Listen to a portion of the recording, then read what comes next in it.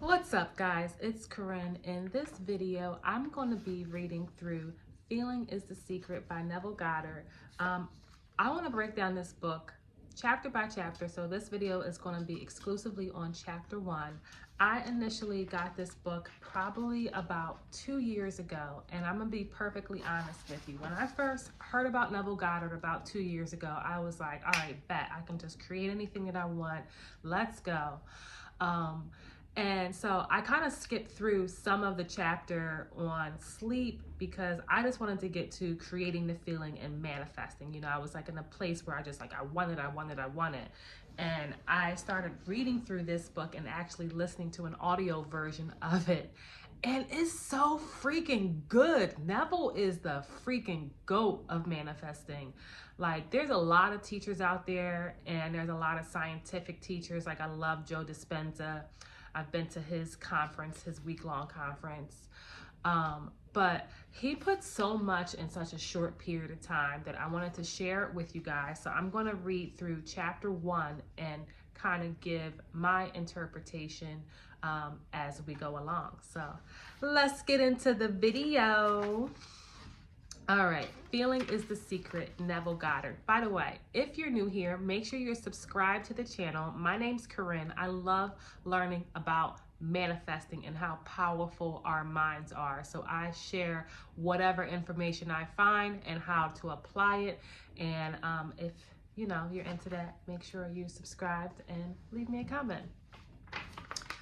The world and all within it is man's conditioned consciousness objectified.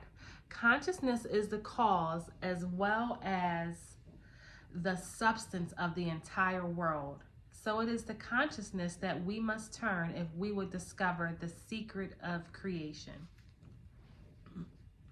Knowledge of the law of consciousness and the method of operating this law will enable you to accomplish all you desire in life. Armed with a working knowledge of this law, you can build and maintain an ideal world. Consciousness is the one and only reality, not figuratively, but actually. This reality, for the sake of clarity, may be likened unto a stream which is divided into two parts, the conscious and the subconscious.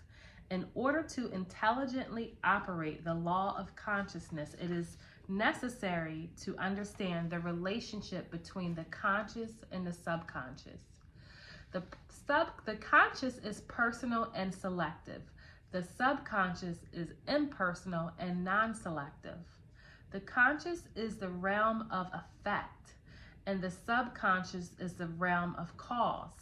These two aspects are male and female divisions of consciousness. The consciousness is male, the subconscious is female. The conscious generates ideas and impresses these on the subconscious, and the subconscious receives them by this law, first conceiving an idea and then by impressing the idea conceived on the subconscious. All things evolve out of consciousness. And without this sequence, there is not anything made that is made. So I wanted to pause right here for a second. Consciousness. So Neville talks about consciousness. A lot of people talk about consciousness, but he talks about that how everything is created out of consciousness. So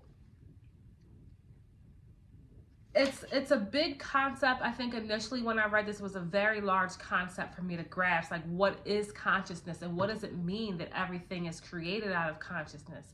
I believe conscious is your awareness. I believe it is your God self. I believe that it is the thing that is you. I believe that it is that inner being it is the isness of the world, and everything is created out of it. Neville talks about how the conscious is male and the subconscious is female. And the conscious generates ideas. So like me being aware and conscious in this video, reading this book, that is my conscious mind. But my subconscious is what lies beneath, which is female, because it is the creator, it is the receiver, and reproduces. And I think that's why he uses the analogy male and female. Okay. The conscious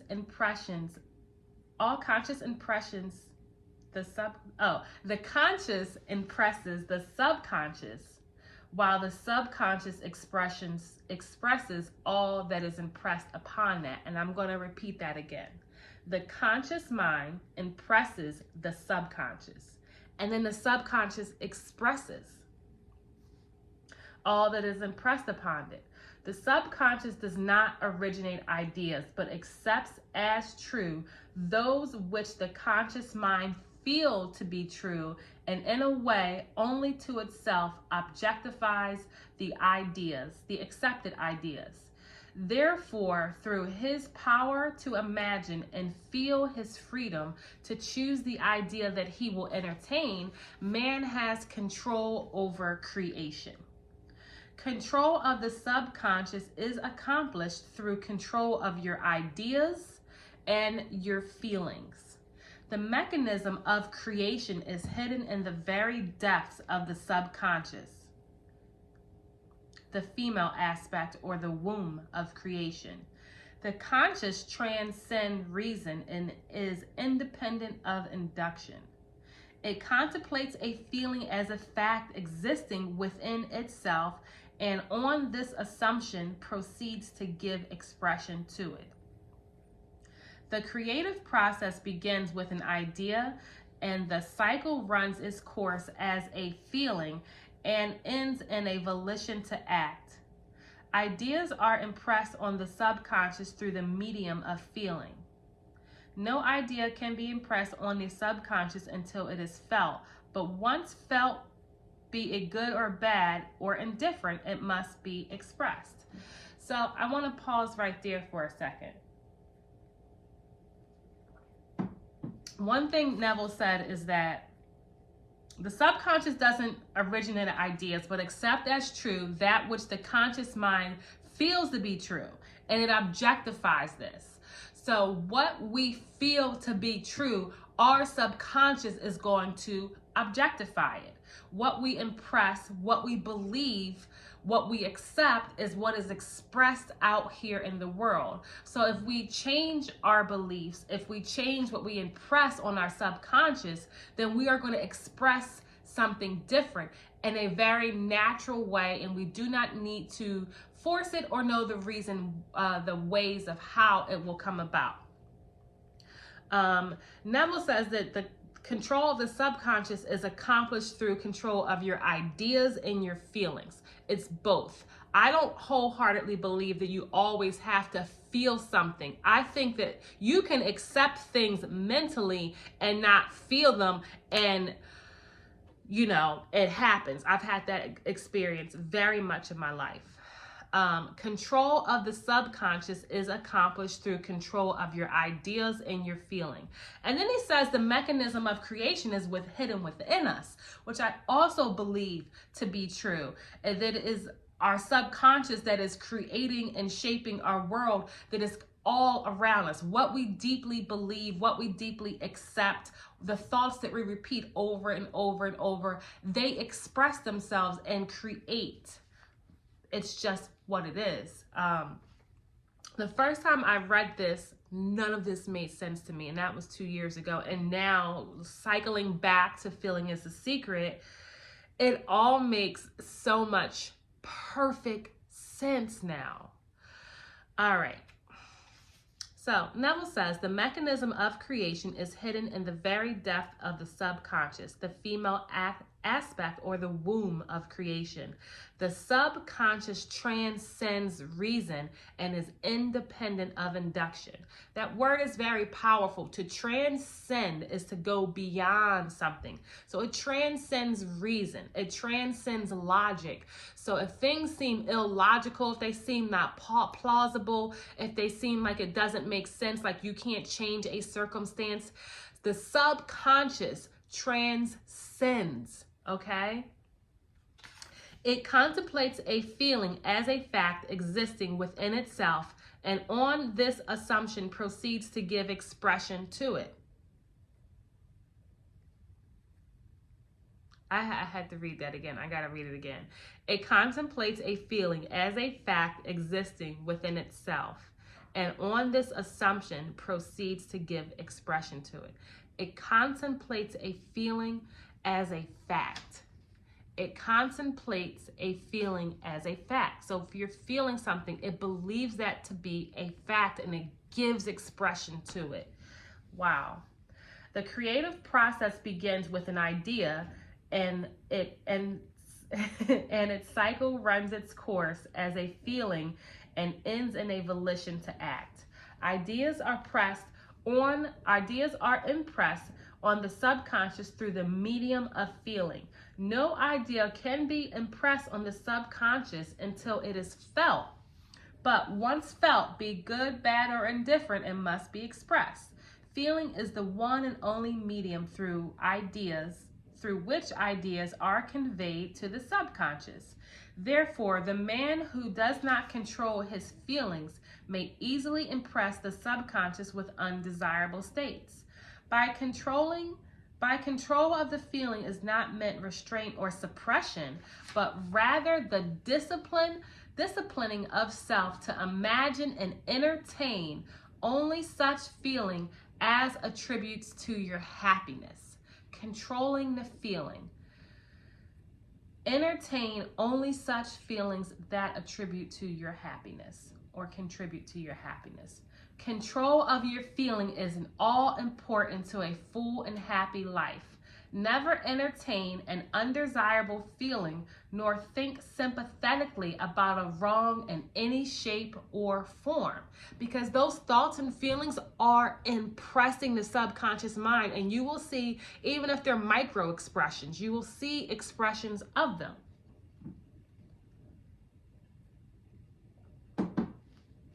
Do not dwell on the imperfection of yourself or others. Can I say that one again?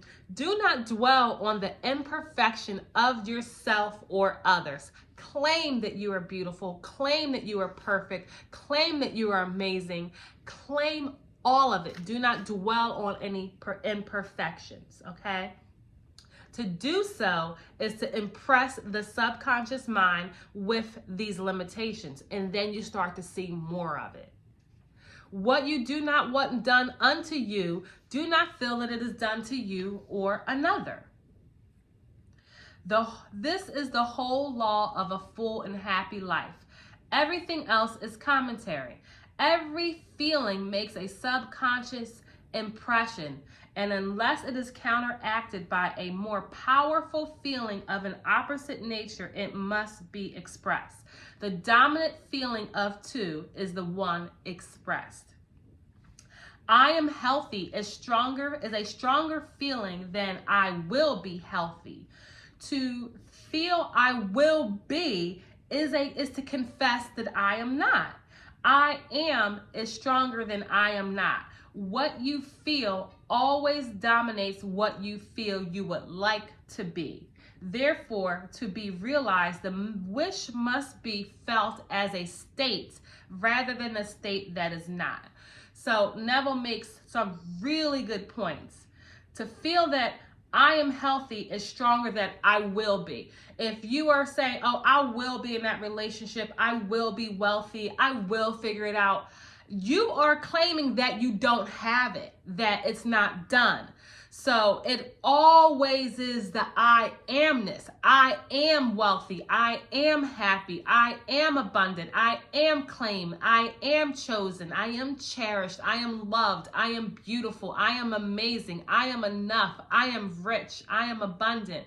Whatever it is, our fact that we are claiming it in consciousness is impressing our subconscious with our thoughts and our feelings. And even if you're saying things and you don't feel them, keep affirming them or keep changing your language, because the subconscious mind is always listening and will begin to reproduce that in the outward expression. And the subconscious mind is not logical. So even if you see things that are not the way that you want to be, proclaim that they are. Because when you say I will or it's going to, that is separating you from what you want. And so you just told your subconscious that you're not there. And the subconscious is your reproducing mechanism. It's your printer. It's what's going to spread it right out to the 3D. So no matter what you see out there, you need to continue to impress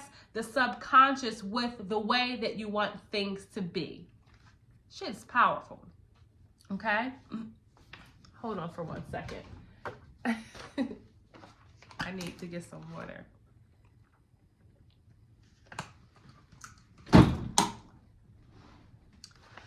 All right, so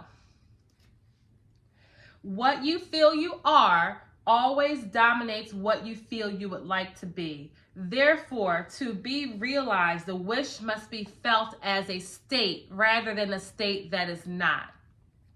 Sensations precede manifestation and is the foundation upon which all manifestations rest. Be careful of your mood and your feelings, because there is an unbroken connection between your feelings and this visible world out here. Your body is an emotional filter and bears the unmistakable marks of your prevalent emotions. Emotional disturbances, especially suppressed emotions, are the cause of all disease. To feel intensely about a wrong without voicing or expressing that feeling is the beginning of disease in both the body and the environment. Do not entertain the feeling of regret or failure or frustration or detachment from your objective desire of your objective. Do not entertain the feeling of regret or failure, for frustration or detachment from your objective result is dis-ease. So sensations precede manifestation and is the foundation upon which all manifestation rests. Sensations is a feeling, and to precede means to come before something. So if Neville is saying that the feelings come before the manifestation and is the foundation of all manifestations, then yes, affirm with your thoughts, feel it within your heart. If you have issues with feeling, then just continue to use your thoughts until your thoughts are in your subconscious mind, and your subconscious mind is just going to spit it right out and reproduce it in the 3D. He says something else that I find very important here. He says that there is a unbroken connection between your feelings and this visible world. So we are energetic beings. And if there is a connection between, there is a connection between how we feel and what is expressed, then we should only entertain thoughts and feelings which would reflect what we want manifested, because the exterior world is reflecting how we think and how we feel on our inner world. And I know that this can be challenging because we're so used to looking to the outside for validation. But I tell you, if you just persist in your new story and just let let this old shit go, you will see that your life will eventually conform to what you are feeling. And it has to. It has to, because that is the law of creation. We are creating through our conscious and our subconscious, our consciousness. You know, they divide it into two, but really it's one consciousness, it's one awareness, it's one I amness. It's our God self that is creating, based on my humble opinion and the interpretation of Neville and other like-minded teachers, and my personal experience, to be quite honest with you.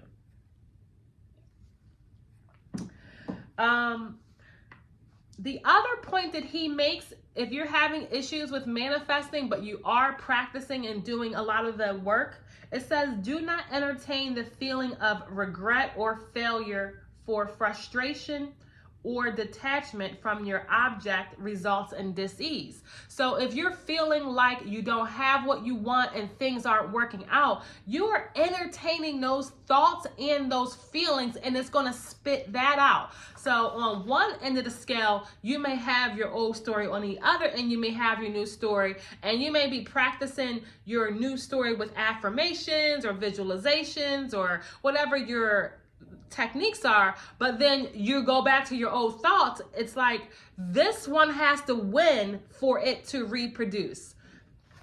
So anyway, Neville goes on to say, think feelingly only of the state you desire to realize. Feeling the reality of the state sought and living and acting on that conviction is the way of all seeming miracles. All changes of expression are brought about through a change of feeling.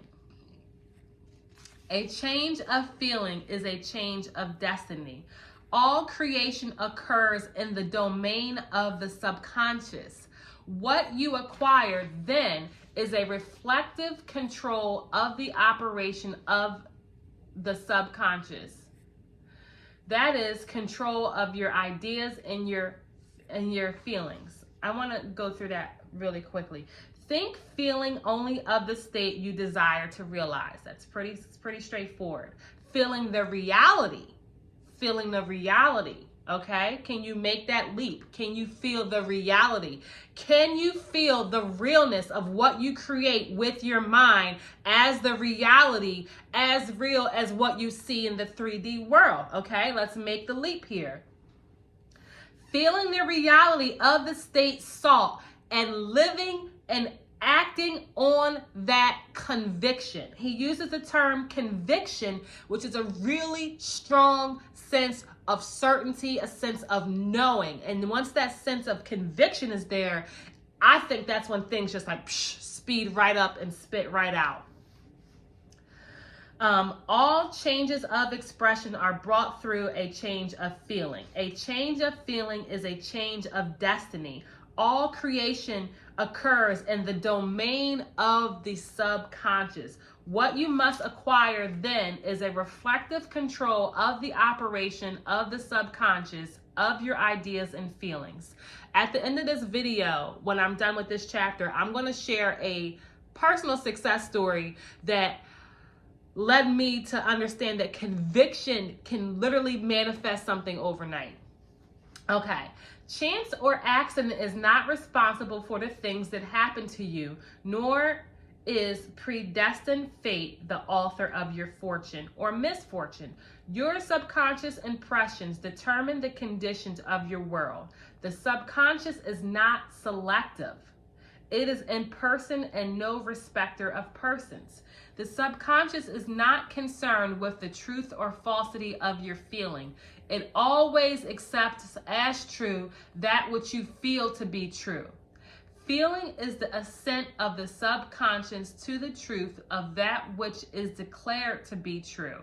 Because of this quality of the subconscious, there is nothing impossible to man. Whatever the mind of man can conceive and feel as true, the subconscious can and must objectify. Your feelings create the pattern from which your world is fashioned, and a change in feeling is a change in pattern. I'm going to pause right there and do the second half of this chapter on another video.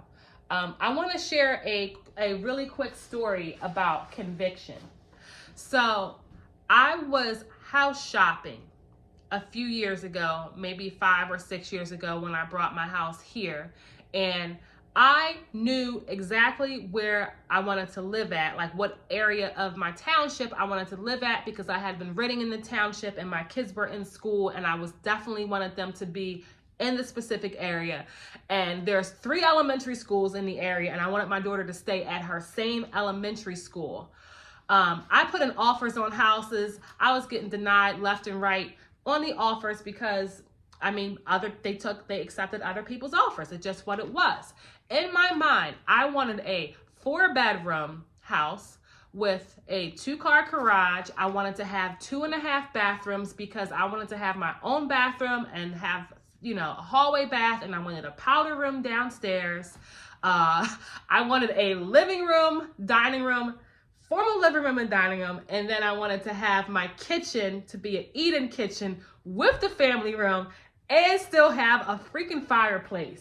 So I'm going to tell you something.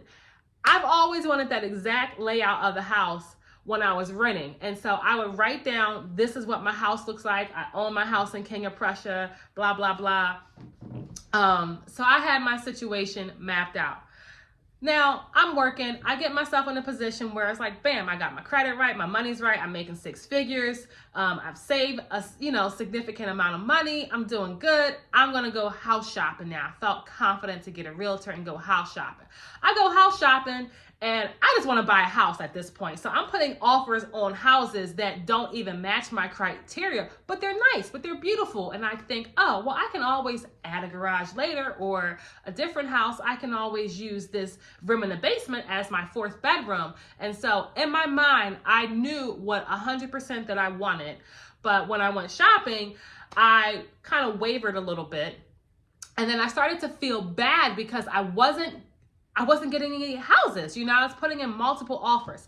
Oh, and then I did find this one house that met the needs that I was looking for, except that it was in our same district, but my daughter would go to a different elementary school, and that was just going to piss me off because I didn't really want to be jerking the kids around. So I remember hanging out with my former boyfriend at the time and being all frustrated. He's like, why are you crying? And I'm like, well, because I'm trying to buy a house for me and the kids, and I can't find what I want. He's like, just give it a break, take your mind off it completely. Don't stop, stop shopping for the houses, blah, blah, blah. So I decided to listen to him and not worry about it. So I put the phone down. I stopped the whole Zillow search, realtor.com. I'm going to let the realtor do the search. And then the next day, I was driving around and I went back to this one neighborhood who I knew had homes that met the 100% criteria. And I was just like, God damn it, I'm going to live in this neighborhood. This is where I want to live. This is where I'm going to live, And so we went on about our weekend. I fell asleep that night with the conviction that I don't care who, what, when, where, or how this is going to happen. I'm going to live in that neighborhood, period. And then, but of course he told me not to start looking for houses again. And I was like, I'm looking for the goddamn houses. So screw the realtor. I'm taking matters in my own hand. I'm looking for my house. So I log in, I scroll online, and the very next day, a house popped up in the exact neighborhood that had everything that I wanted. And they had the listing price, right? So the listing price was like $415, or it was $415, right? And then I checked later, like literally like 10 minutes later, and then they put the listing at $400. I was like, $415, $400, which one is it? So I'm emailing my realtor. I'm like, Megan, I want this house. She's like, oh, wow, that popped up. How'd you find that so quickly? Meanwhile, if you're shopping for houses and your realtor is looking for houses, you simultaneously are looking for houses. So, whatever. I remember telling her that I want the damn house. I want to see the house. I walked through the house. The house was in great shape, but it had like ugly paint, whatever. Kitchen needs to be remodeled, the deck needs to be redone, but had great bones. So I was like, all right, let's do it. Let's put in the offer. She's like, oh, what do you think? You know, they're asking for $100. We can go with asking price. I said, no, they really want $415 because that's what they listed it at, and they changed it 10 minutes later, offer them $415. And she's like, $450, you know, that's high. You know, that's like, that's above the, like, let's see how it goes. I was convinced, I had my conviction, I'm not seeing how anything goes, okay? I don't do that. I want what I want when I want it. So I told her, no, put in my offer at $415, period. So I got my house. That's the short end to that story. Bottom line was, of course there was multiple offers, but mine was the first offer that went in. My offer got accepted. When they came to appraise the house didn't appraise for $415. I think the house appraised for like, I think it appraised for like $400. So there was like this thing going on with the realtor where she was like, hey, listen, you know, there's something with the bank where they don't want you to buy a house more than what it's appraised for, whatever. So I think whatever it worked out to be, we had to meet in the middle, and I brought my house for like $407. So I didn't even pay the $415, even though I was willing to. I got it for, you know, $407.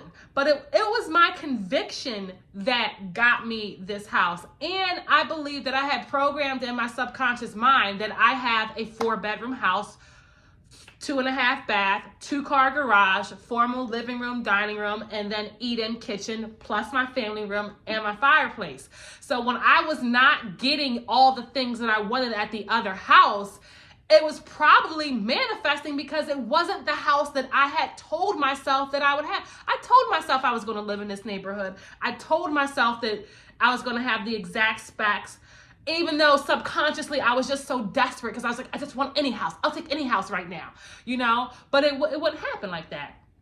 So that's my quick story. Make sure you leave me a comment down below. And I can't wait to read the second half of this chapter with you guys, because I feel like Feeling is the Secret shows us so much about how powerful we are. So our conscious mind submits ideas to our subconscious and it just spits them out.